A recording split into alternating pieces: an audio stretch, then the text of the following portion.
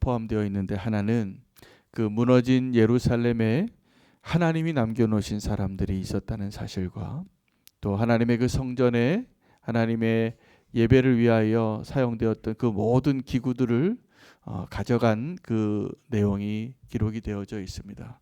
이 전체를 무엇을 의미하냐 하면 예루살렘이 무너진 이후에 남겨진 것들입니다. 무엇이 남았냐면 사람들은 다 데려가고 포로로 끌려가고, 왕궁에 있는 사람들, 또 특별히 그 땅에 고귀하고 똑똑하고 지도자였던 사람들은 다 끌려갔습니다. 죽임을 당하고. 그리고 이 느부사라단이 와서 그 예루살렘을 완벽하게 파괴시킵니다. 완벽하게 파괴시키면서 그가 한 일이 뭐냐면 사람들을 다 끌고 간 다음에 쓸모없는 사람들을 그 땅에 남겨놓는 겁니다. 가난하고 갈데없고 정말 정처 없이 그 무너진 예루살렘과 너무나 딱 잘 어울리는 그 사람들을 남겨놓습니다. 그 사람들이 자기들은 몰랐을 거예요. 그 예루살렘에 무너진 그 땅에 하나님께서 그 남은 자들을 통하여 하나님께서 새로운 회복을 시작하시는 일, 그 구루터기가 되는 사람들이 됩니다. 그 남겨진 사람들이. 나중에 사람들이 돌아오지만 그 땅에, 여러분 오늘 그 무너진 예루살렘을 통하여서 우리가 무너졌다라고 했을 때, 망했다고 했을 때 무엇이 무너진 것인가에 대해서 한번 생각해보고, 성경에서는 무엇을 망했다고 생각하고 무엇을 무너졌다고 정하는지를 한번 생각해 보시기 바랍니다.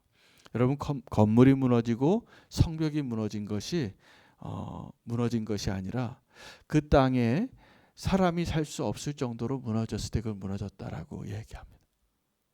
이사야서 58장에 그 무너진 땅을 다시 한번 회복시키는 그 일들에 대한 하나님의 그 예언을, 예수 그리스도를 통해서 회복시키는 그날에 그 예언을 하실 때, 그 땅에 사람들을 살 수 없는 그 황폐한 땅에 사람이 다시 거할 수 있게 하는 그것을 하나님이 생각하시는 회복이에요. 그게 부흥이에요. 황폐되어지고 무너진 그 땅에 다시 한번 재건하는 일이 일어날 때 그 땅에 사람이 거하는 땅이 되게 하리라.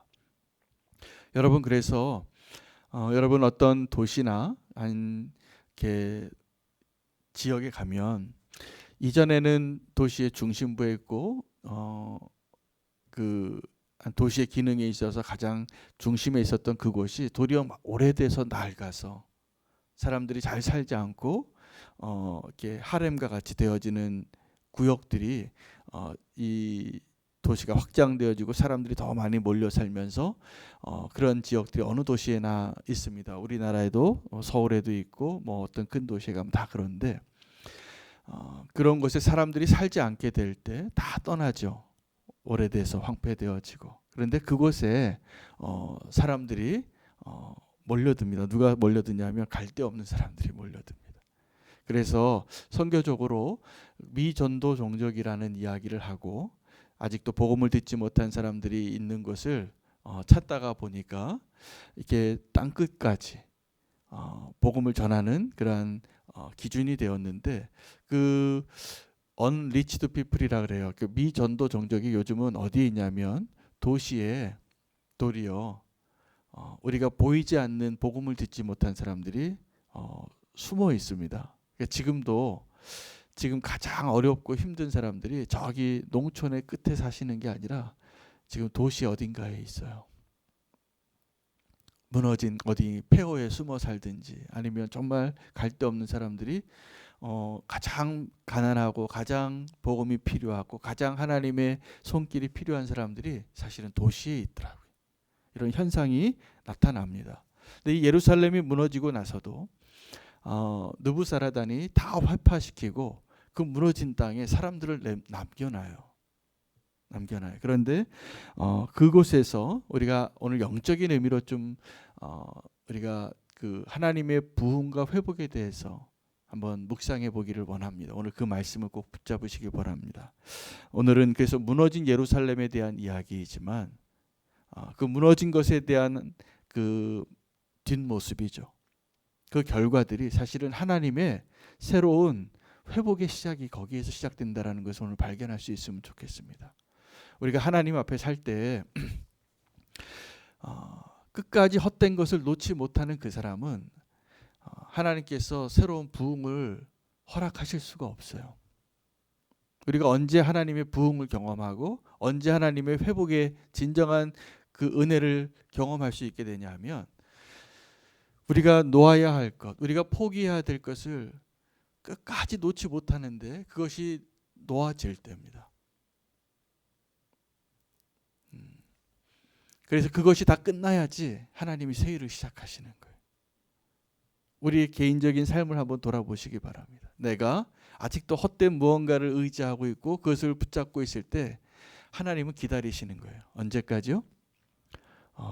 그 사람의 그것이 다 바닥날 때까지. 우리가 정말 바닥에 설 때까지. 그리고 하나님께서 새 소망을 주시고 새 일을 행하실 때가 너무나 많이 있어요.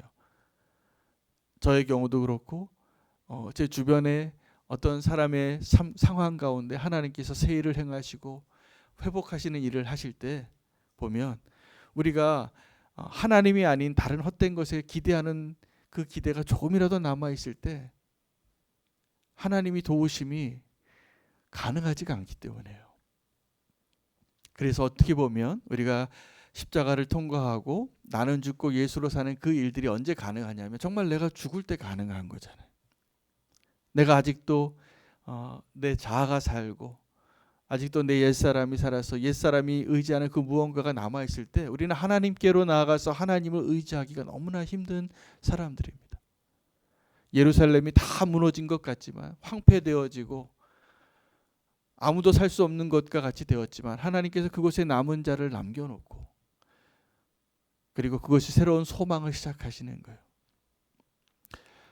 두 번째 이야기는 그 느부사라단이 가져간 성전의 그 모든 기구들입니다. 그 노새의 함량을 셀 수 없을 정도로 오늘 그 마지막에 황폐하고 무너진 그 예루살렘의 내용과 조금 어울리지 않는 내용이 바로 여기에 있더라고요. 그들이 가져간 그 기구들이 솔로몬이 맨 처음에 그 기구를 만들었을 때 하나님의 영에 충만한 사람들이 도안하고 그 기술로 그렇게 아름답게 완성했던 그 모든 기구들이 그때 만들었을 때 묘사한 내용 그대로를 다 묘사하고 있어요. 누가 했을까요? 느부사라단이 가져가면서 이러한 모습들 그 놋과 그 기둥과 그 그릇들과 숟가락까지 다 온전히 가져간 거예요. 나중에 그것이 그대로 다시 돌아옵니다. 만약에 그것이 그 땅에 그대로 있었다면 아마 같이 멸망하고 없어졌을 텐데 하나님의 놀라운 회복의 부흥의 계획 가운데 있는 것을 우리가 발견할 수 있는 거죠. 나중에 그것을 그대로 가져옵니다. 성전으로. 잠깐 위치를 그곳에 뒀다가 이사 갔다가 이삿짐을 다시 옮겨온 것과 같이 만약에 그곳에 예루살렘에 그대로 있었다면 다 없어졌을 물건들이잖아요. 저는 오늘 그 마지막에 무너진 예루살렘의 그 모습을 기록한 그 내용을 통하여 두 왕이 생각나는데 하나는 그 성전의 아름다움을 맨 처음에 만들었던 솔로몬 왕의 그 기록이 그대로 오늘 그 성전의 기구의 내용들을 기록하고 묘사하고 있기 때문에 솔로몬 왕을 우리가 기억할 수 있어야 됩니다. 또 하나는 이 성전의 모든 기구들을 왜 바벨론이 가져갔을까? 어떤 왕 때문입니까? 히스기야 왕 때문이에요. 히스기야 왕은 사실은 하나님이 너무나 사랑하고 하나님께서 축복하셨던 멸망해 나가는 그 유다 왕조의 등불과 같이 하나님의 뜻에 합하게 살았던 그 왕이 자기 죽음을 하나님께 눈물로 기도해서 날 좀 조금 더 살게 해달라고. 그래서 그를 살려주었더니 그가 회복이 되었어요. 나았어요. 나았을 때 그때 바벨론 사신들이 병문안을 오니까 그가 그 자랑한 아직도 그 남겨놓은 그 인간적인 생각이었던 것 같아요. 그래서 그것을 다 보여주니까 하나님이 그를 책망해요. 이사야를 보내서. 네가 지금 무엇을 행하였느냐.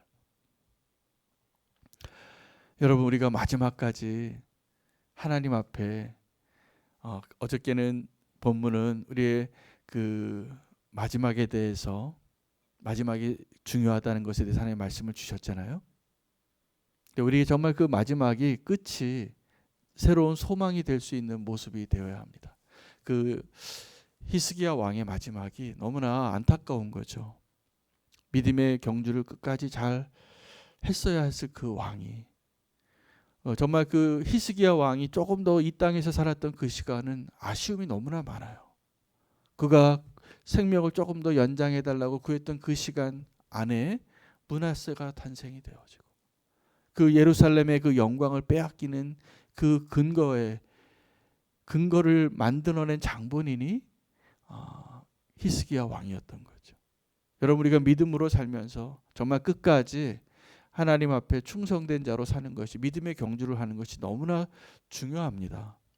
우리가 이만하면 됐다, 오늘 하나님의 은혜를 내가 누렸다 생각할 그때가 조심해야 될 때예요. 정말 하나님의 은혜 안에 끝까지 경주하시기를 축복합니다. 저는 오늘 본문을 묵상하면서 이전에 어게인 1907이라는 운동을 한 적이 있어요. 꽤 오래 전입니다. 전국적으로 우리가 그때 이제 100주년을 기념해서 평양의 부흥을 다시 한번 사모하는 마음으로 꽤 많은 사람들이 전국에서 큰 집회를 했습니다.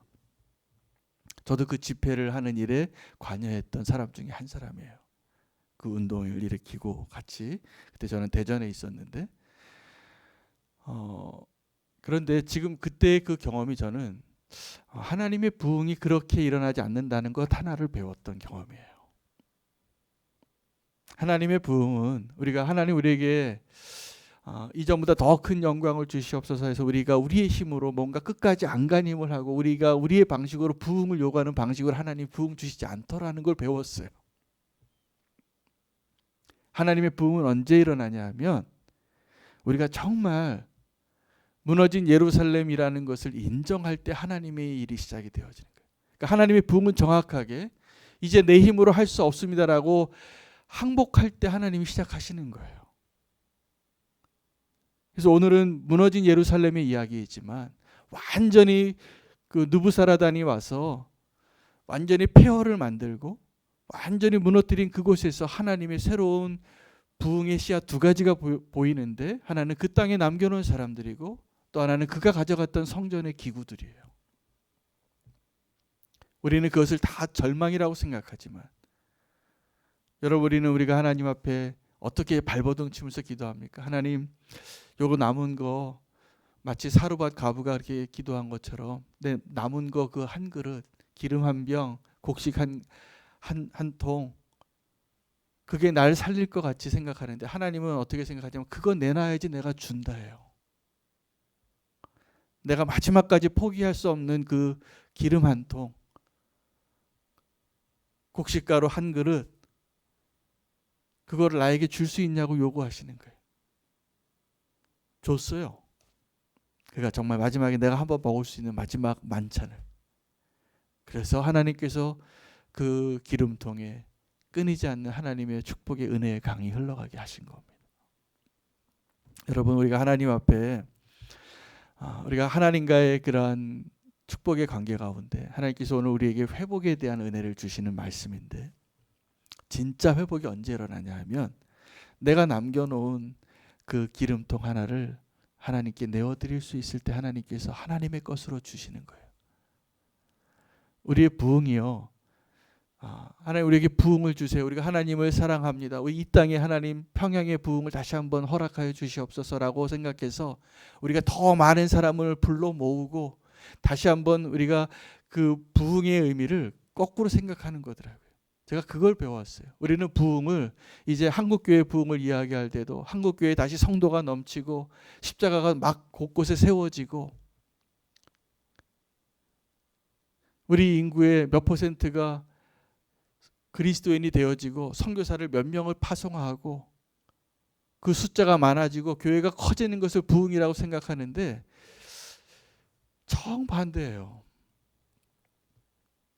교회의 역사를 되돌아봐도 우리가 지금 생각하는 그런 교회에 부흥이 있었다고 하는 그 시점이 사실은 교회가 교회의 힘을 잃어버리고 타락하기 시작했던 그 시점이었어요.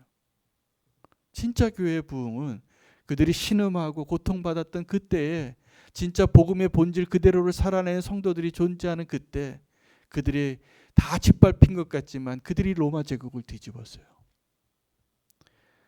저는 이제 어제도 제가 목사님 몇 분들과 함께 운동을 하면서 여러 다른 교회 형편을 듣는데 너무 마음이 아픈 이야기들을 많이 들었어요. 어렵습니다. 지금 이제 코로나 때문에. 작은 교회도 어렵고 큰 교회도 어려워요. 어려워질 게 예상이 되어져요. 우리가 이제 다 그 준비를 좀 해야 됩니다. 준비해서 우리가 정말 이 어려운 때를 어떻게 교회로서 성도로서 살아갈까를 준비해야 되는데, 그럼 우리가 그것을 준비하는 게 허리띠 졸라매는 게 아니에요. 그래서 그 비상금 준비해 놓고 이제 우리가 이 어려운 때를 어떻게, 보리고개를 어떻게 넘어갈까, 이게 준비하는 게 아니라 정말 하나님이 원하시는 복음의 능력으로, 복음의 핵심으로 다시 돌아가서 나는 죽고 예수 그리스도로 사는, 그래서 나의 힘과 나의 방식으로 내가 발버둥 치는 그걸로 절대로 부흥이 일어나지 않습니다. 도리어 하나님은 거꾸로 기다리는 거예요. 얘가 언제 힘이 다 빠지나. 내가 힘이 다 빠질 때 하나님이 일하시는 것이 시작이 될 것을 꼭 기억하시기 바랍니다. 이 예루살렘이 그렇게 부흥이 시작이 되어지는. 그래서 여기서 끝나는 것 같지만 그들이 완전히 다 무너지고 그들이 끝까지 포기하지 못했던 게 있어요. 이건 아니잖아요. 그러고선 그들이 하나님이 말씀하신 그 정반대로 끝까지 가려고 할 때 그 비참한 왕의 모습은 하나님을 반역한 거였고, 바벨론 왕을 반역해서 그가 비참한 모습으로 죽어갔잖아요. 끌려갔잖아요. 여러분, 우리가 하나님의 부흥을 정말 사모한다면 빨리 하나님께 뵙기를 들어야 돼요. 나의 생각, 나의 의지, 나의 방식이 하나님의 부흥을 더 지연시키는 진짜 원인이었어요. 그 마지막에 예루살렘의, 마지막에 그 유다 나라의 모습을 보면 그것이 분명하게 보이지 않으십니까? 오늘 그래서 이제 그 무너진 예루살렘 가운데 저는 그 무너진 황폐한 모습, 그래서 사람들이 다 끌려갔고 쓸모없고 갈데없고 불황화 같은 사람들만 남아있다라는 이야기와 또 그 성전의 영광을 상징하는 그 모든 기구들이 다 빼앗겼다는 이야기가 절망이 아니라 소망이 되는 거예요. 그것이 진짜 소망이 되는 거예요. 여러분, 우리가 하나님 앞에 정말 완전히 무너진 그 사람 되기를 바랍니다.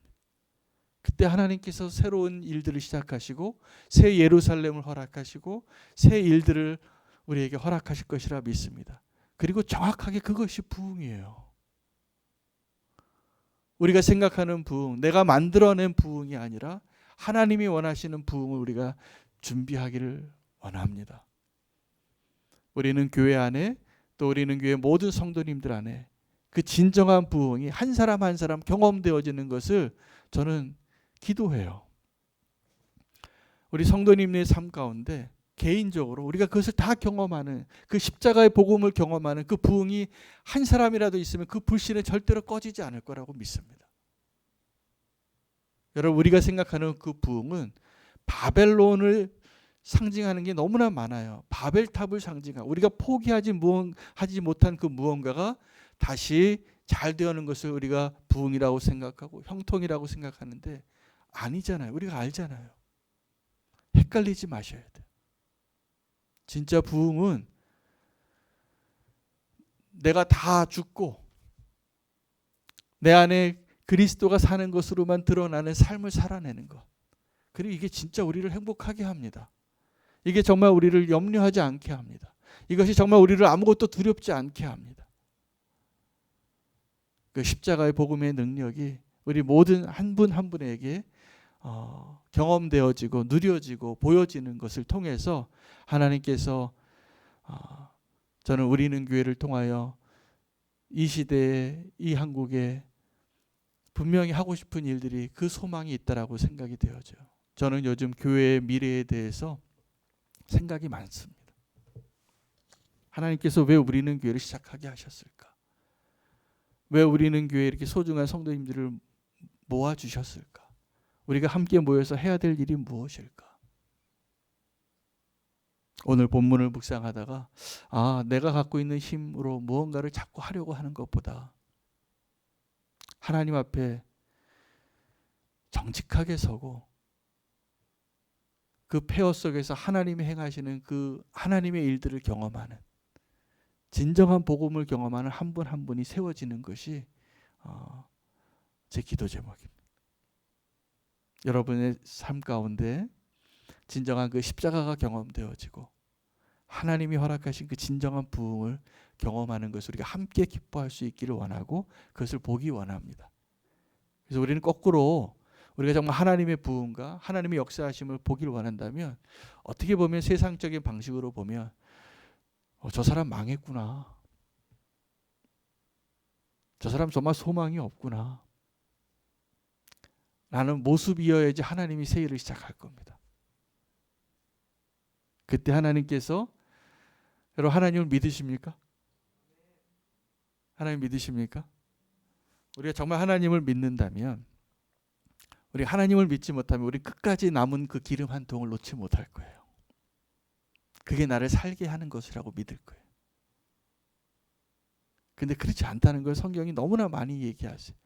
오늘도 이 다윗에게 약속한 그 축복의 왕국, 오늘 그 마지막 왕의 그 비참한 모습을 보면서도 하나님은 진정한 부흥과 소망과 하나님이 원하시는 그 계획을 우리가 깨닫기를 원하고, 우리의 생애에, 우리의 삶에 그 일을 행하시는 주님을 꼭 보기를 원합니다. 소망이 있습니다. 언제 소망이 있냐면 우리가 완전히 무너질 때, 내가 완전히 망했을 때 하나님의 소망이 시작이 되어집니다.